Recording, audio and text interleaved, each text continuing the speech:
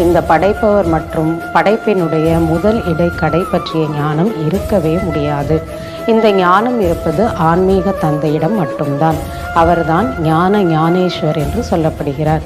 ஞான ஞானேஸ்வர் உங்களுக்கு ஞானத்தை தருகிறார், ராஜராஜேஸ்வராக ஆக்குவதற்காக. அதனால் தான் இது ராஜயோகம் என்று சொல்லப்படுகிறது. ஞானத்தை கொடுத்து ராஜாகிறார். மற்றபடி அதை அனைத்துமே ஹடயோகமாக இருக்கின்றது. ஹடயோகிகளின் சித்திரங்கள் கூட அதிகம் இருக்கின்றன. சன்னியாசிகள் எப்பொழுது வருகின்றாரோ அப்பொழுது அவர்கள் வந்து ஹடயோகத்தை கற்றுக் கொடுக்கின்றனர். பலவிதமான உடல் மூலமாக செய்யக்கூடிய பயிற்சிகளை சொல்லித்தராங்க. அதிக விருத்தியானதும் ஹடயோகம் கற்பிக்கின்றனர்.